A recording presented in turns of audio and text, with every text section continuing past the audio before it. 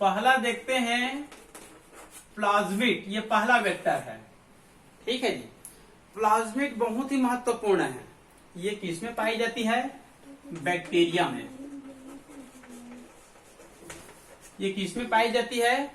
Bacteria में। बाकी किसी भी अन्य जीवों में नहीं पाई जाती। वायरस में नहीं पाई जाती है, कवक में नहीं पाई जाती है, प्लांट सेल में नहीं पाई जाती है, एनिमल सेल में नहीं पाई जाती है।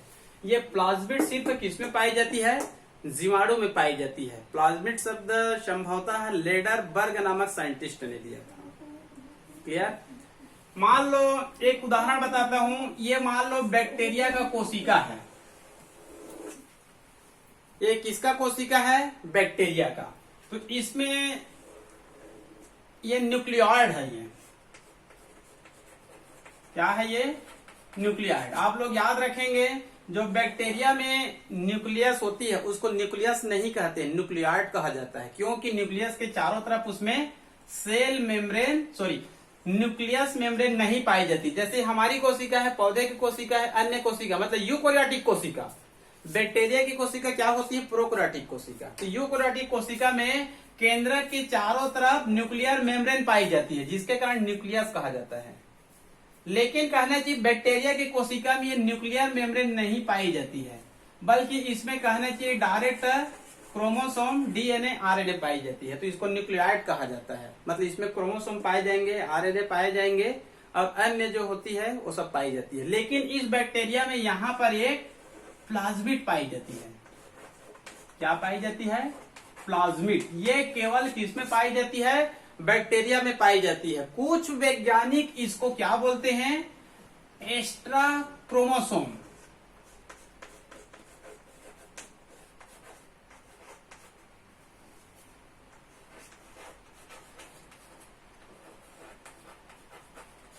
कुछ वैज्ञानिक या अधिकांश वैज्ञानिक इस प्लाज्मिड को क्या नाम दिया है? Extra chromosome. मतलब जीवाणु की कोशिका में ये तो क्रोमोसोम तो है, मेन क्रोमोसोम है।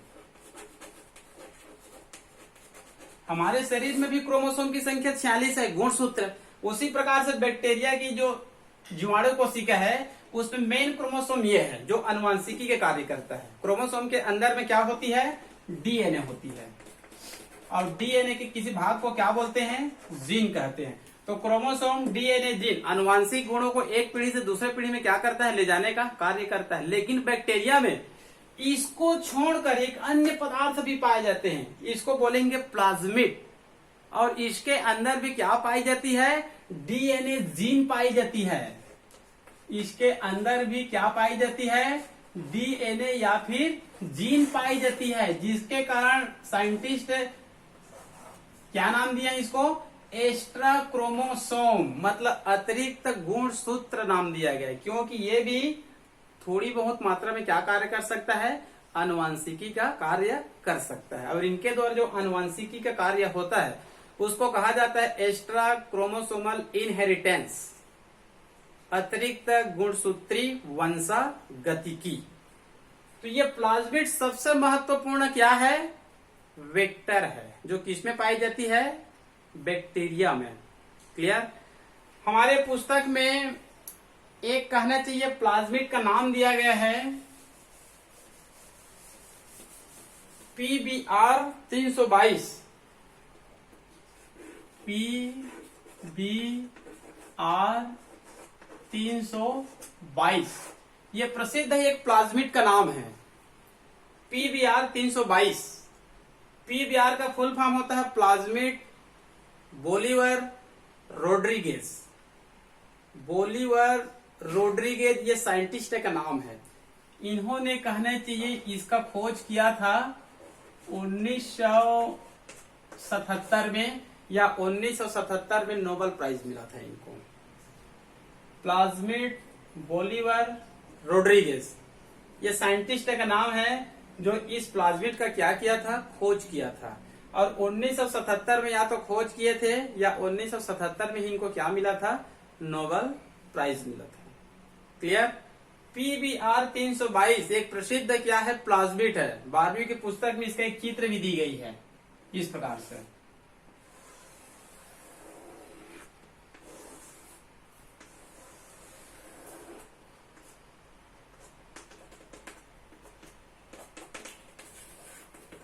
इस प्रकार से कहना चाहिए 12वीं की पुस्तक में एक चित्र भी दी गई है।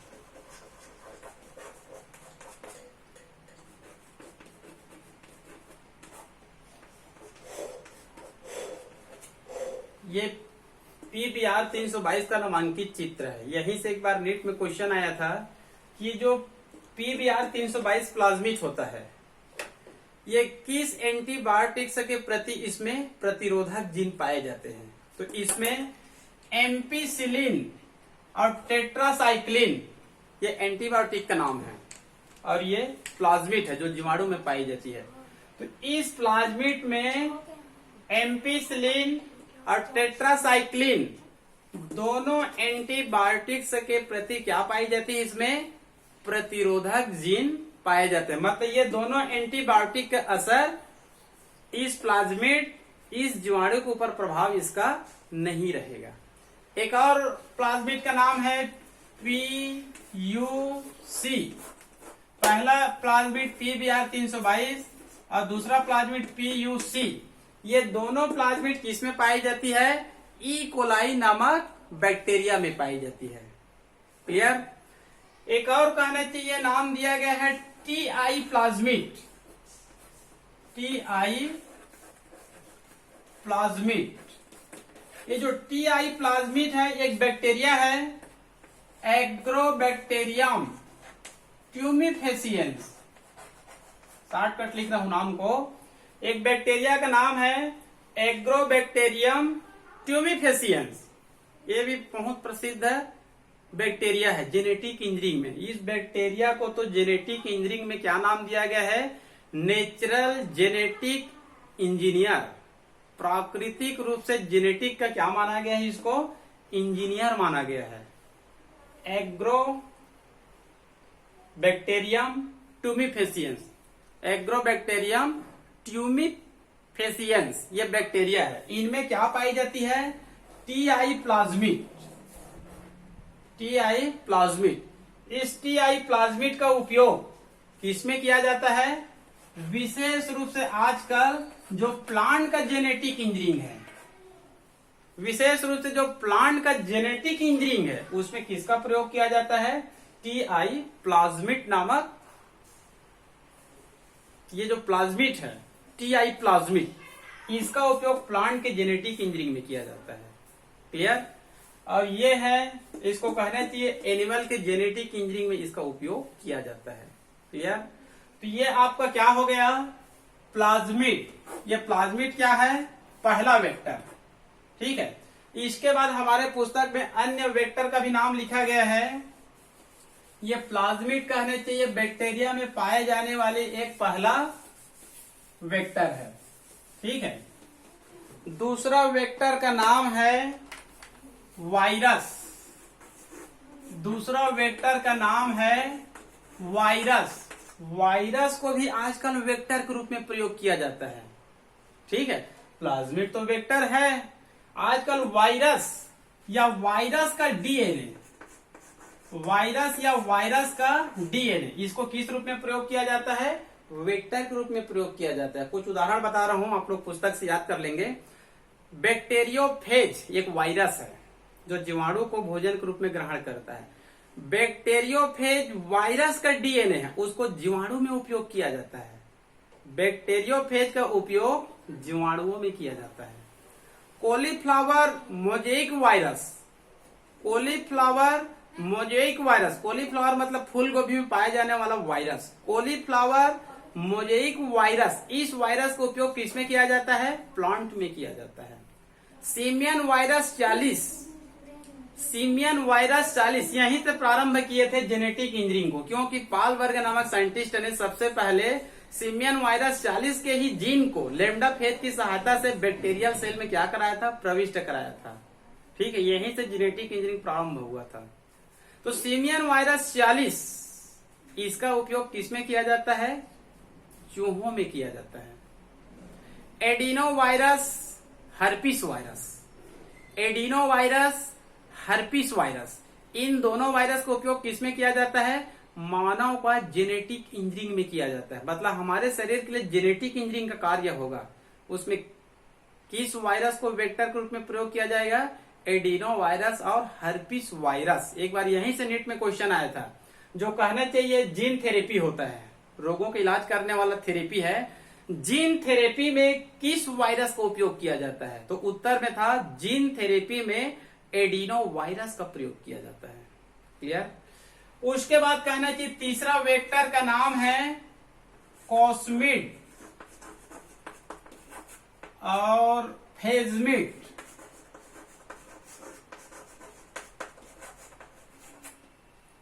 कॉस्मिड और फेजमिड्स, ये अगला वेक्टर है। वास्तव में कहना चाहिए जो कॉस्मिड नामक वेक्टर है, और इसके अंतर्गत जो मैं बताया था PBR322 और PUC, तो कहना चाहिए PBR322 और PUC दोनों इक्वलाइन पाए जाते हैं। और ये कॉस्मिड, ये तीनों किस प्रकार का वेक्टर है? क्लोनिंग वेक्टर है। ये किस प्रकार का वेक्टर है? क्लोनिंग वेक्टर है। ठीक है जी। और ये जो चौथा वेक्टर है फेजमिड्स, ये वास्तव में कहना चाहिए कॉम्बाइंड वेक्टर है, मतलब संयुक्त वाहक है। ठीक है, 1 2 3 ये तीनों क्लोनिंग वेक्टर है। और ये जो फेजमिड्स है ये क्या है? संयुक्त वेक्टर है। संयुक्त मतलब 2 से या 3 से मिलकर बना होता है। तो ये संयुक्त वेक्टर है, तो किससे मिलकर बना होता है? एक होता है बैक्टीरिया का प्लाज्मिड, बैक्टीरिया का प्लाज्मिड, और दूसरा होता है बैक्टीरियोफेज का डीएनए। बैक्टीरियोफेज का डीएनए और बैक्टीरिया का प्लाज्मिड, इन दोनों से मिलकर ये बना होता है, जिसके कारण इसको क्या कहा जाता है? संयुक्त वेक्टर कहा जाता है। क्लियर? उसके बाद कहना चाहिए तीसरा टूल्स है टेक पॉलीमरेज। उसके बाद तीसरा टूल्स का नाम है टेक पॉलीमरेज। ये वास्तव में एंजाइम है। ठीक है, ये जो टेक पॉलीमरेज है,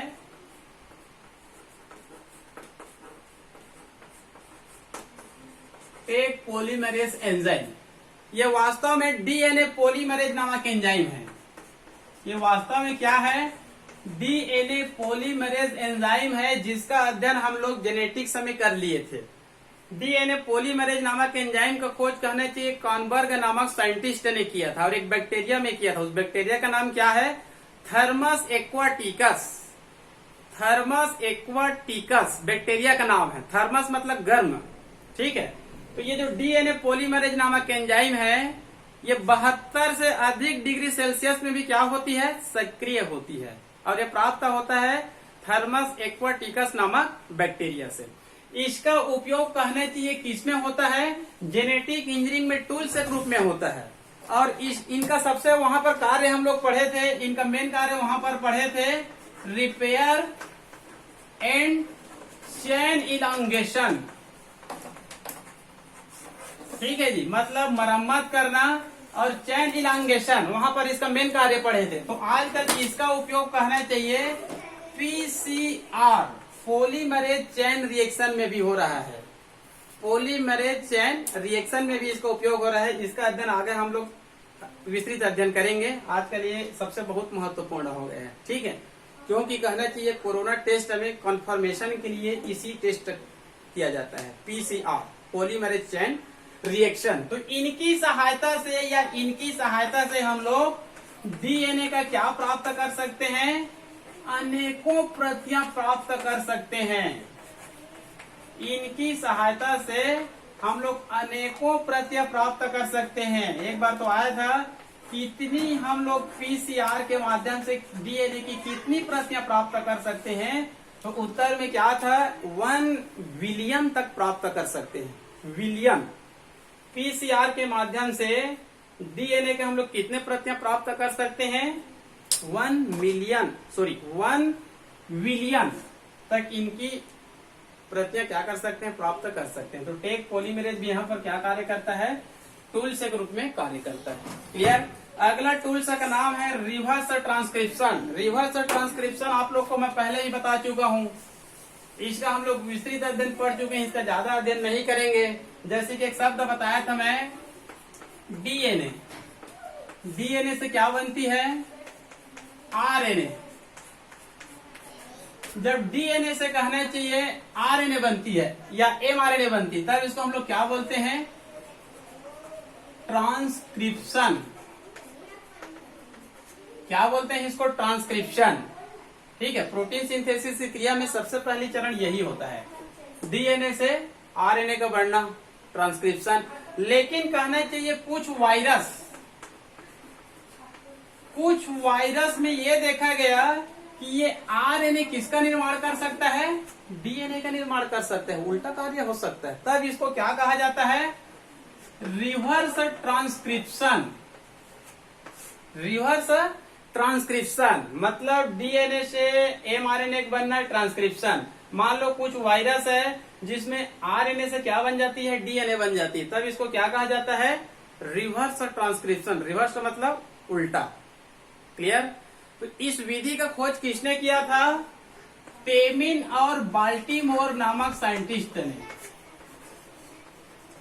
पेमिन और बाल्टीमोर नामक साइंटिस्ट ने इस विधि का खोज किया था। इन वैज्ञानिकों ने जब रिसर्च कर रहे थे वायरस में, ठीक है, तो कौन सा वायरस था? एड्स वायरस, और दूसरा क्या था? Cancer virus. इन दोनों वायरस का अध्ययन कर रहे थे। तो इन दोनों वायरस में क्या होता है? आरएनए होता है, डीएनए नहीं होता है। आपको पता होगा जो डीएनए होता है उसमें या तो डीएनए रहेगा या फिर आरएनए रहेगा। बाकी वायरस को छोड़कर प्रकृति के जितने भी जीव है उसमें डीएनए और आरएनए दोनों होते हैं। और डीएनए क्या कार्य करेंगे? आनुवांशिकी का कार्य करेंगे। लेकिन वायरस एक ऐसा जीव होता है या तो उसमें डीएनए रहेगा या फिर आरएनए रहेगा। तो कैंसर वायरस, एड्स वायरस, दोनों में क्या होता है? आरएनए होता है। तो जब पेमिन और बाल्टीमोर नामक साइंटिस्ट ने 1975 के आसपास अध्ययन कर रहे थे, तो इस वायरस में ये देखा जो आरएनए होता है वो किसका निर्माण कर सकता है? डीएनए का निर्माण कर सकता है। तब इसको क्या नाम दे दिया गया? Reverse transcription. और इस विधि को कहा जाता है टेमिनिज्म, क्योंकि टेमिन नामक साइंटिस्ट ने खोज किया था टेमिनिज्म। अब ऐसे वायरस जिसमें आरएनए से डीएनए बनता है, इस वायरस को क्या कहा गया? रेट्रोवायरस। क्या कहा गया? रेट्रोवायरस। तो ये कहना चाहिए रिवर्स ट्रांसक्रिप्शन का उपयोग आजकल किसमें हो रहा है?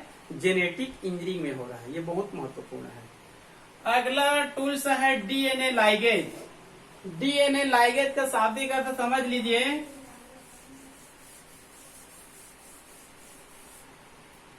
ये जो रेस्ट्रिक्शन एंडोन्यूक्लियस एंजाइम है, ये क्या कार्य करता है?